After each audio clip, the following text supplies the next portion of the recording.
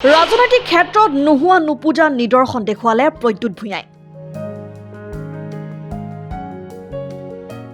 দলীয় মহানুভৱতা প্ৰদ্যুৎ ভূঞা ৰাতুল পাটোৱাৰীৰ। নিজ ৰাজনৈতিক ক্ষেত্ৰত সাধাৰণতে অৰিয়া অৰি লেংমৰা এইবোৰ তেনেই সাধাৰণ কথা। কোনে কাক লেং মাৰি নিজেই বেছি সুবিধা স্থিতিত থাকিব পাৰে তাৰেহে যেন অঘোষিত প্ৰতিযোগিতা চলে প্ৰায়বোৰ ৰাজনৈতিক দলতে। কিন্তু এই সকলোবোৰৰ ঊৰ্ধত কংগ্ৰেছ নেতা প্ৰদ্যুৎ ভূঞা। নলবাৰী কংগ্ৰেছৰ নেতা, প্ৰদেশ কংগ্ৰেছৰ সাধাৰণ সম্পাদক শেহতীয়া ৰাজনৈতিক ধুমুহাৰ ৰূপকাৰ হিচাপে চিহ্নিত হৈ পৰিল। কংগ্ৰেছৰ এগৰাকী প্ৰভাৱশালী নেতা হিচাপে পৰিচিত প্ৰদ্যুৎ ভূঞাই ৰাজনৈতিক ধুমুহা অনাৰ ক্ষেত্ৰত আগভাগ লৈ দেখুওৱা নিদৰ্শনক প্ৰশংসা কৰিছে সকলোৱে একেমুখে। পাতনি দীঘলীয়া নকৰি পোনে পোনে আহিছো মূল কথালৈ। RSS নেতা তথা নলবাৰীৰ প্ৰাক্তন বিজেপি বিধায়ক অশোক শৰ্মাৰ কংগ্ৰেছ যোগদানে ৰাজনৈতিক ধুমুহা অনাটো সকলোৱে উপলব্ধি কৰিছে। অশোক শৰ্মাক কংগ্ৰেছলৈ আদৰি অনা মূল মানুহ দুজনেই হ'ল নলবাৰী কংগ্ৰেছক দীৰ্ঘ সময় ধৰি নেতৃত্ব দি থকা প্ৰদ্যুৎ ভূঞা আৰু জিলা কংগ্ৰেছৰ সভাপতি ৰাতুল পাটোৱাৰী। ওপৰে চাবলৈ গ'লে প্ৰদ্যুৎ ভূঞাই প্ৰাক্তন বিজেপি বিধায়ক অশোক শৰ্মাক কংগ্ৰেছলৈ অনাৰ ক্ষেত্ৰত বাধা হ'ব লাগিছিল অথবা আগভাগ ল'ব নালাগিছিল। 2016 চনৰ নিৰ্বাচনত বিজেপিৰ অশোক শৰ্মাৰ হাতত পৰাজিত হৈছিল প্ৰদ্যুৎ ভূঞা।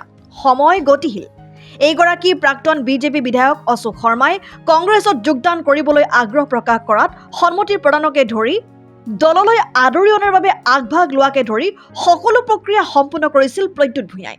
বৰ্তমান বিজেপি চৰকাৰৰ মন্ত্ৰী আৰু তদানীন্তন কংগ্ৰেছী বিধায়ক জয়ন্ত মল্ল বৰুৱাই 2014 চনত কংগ্ৰেছ এৰি বিজেপিলৈ গুচি যোৱাৰ পিছত গৰাকীহীন হৈ পৰা সমষ্টিটোৰ কংগ্ৰেছৰ নেতৃত্ব লৈছিল প্ৰদ্যুৎ ভূঞাই।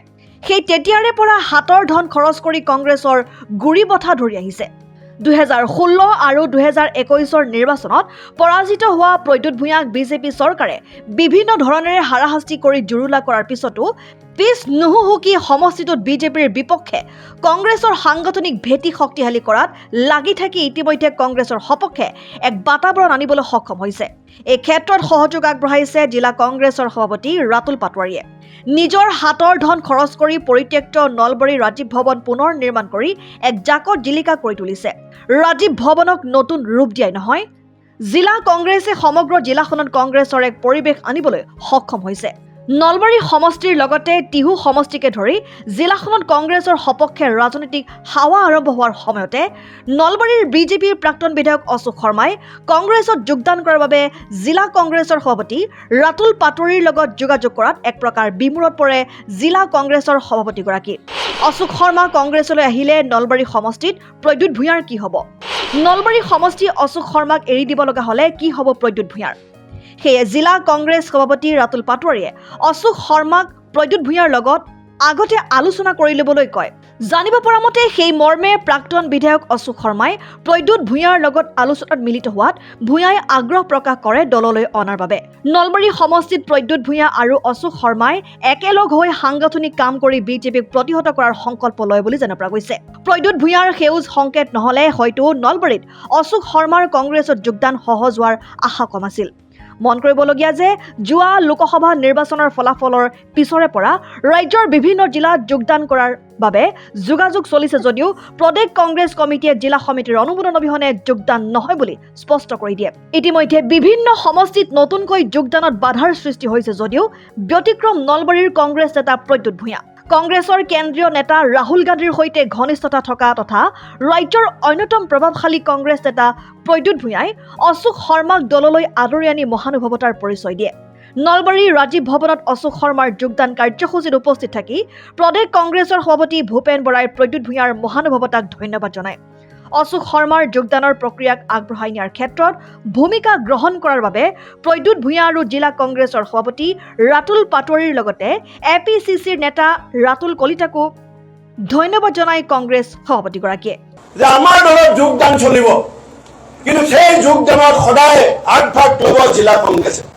যিজন ব্যক্তি যিজন জিলাৰ পৰা আহিব সেইখন জিলাৰ লগত আলোচনা সাপেক্ষে আমি অসম কংগ্ৰেছে সিদ্ধান্ত গ্ৰহণ কৰিম। আৰু আজি মই ভাল পাইছো যে নলবাৰী জিলা কংগ্ৰেছত আমাৰ ৰাতুল পাটোৱাৰী, ৰাতুল কলিতা, প্ৰদ্যুৎ ভূঞাকে প্ৰমুখ কৰি আমাৰ মনোজ, APCC GS আমাৰ সকলোৱে আলোচনা কৰি আজি আমাৰ অশোক শৰ্মা ডাঙৰীয়াক আদৰণি জনাইছে। তাৰ মানে অৰ্থটো কি যে আচল যি নলবাৰী গৃহস্থ তেওঁলোকে যেতিয়া আদৰি লয় আমাৰ কাৰণে সেইটো শান্তিৰ কথা হয়।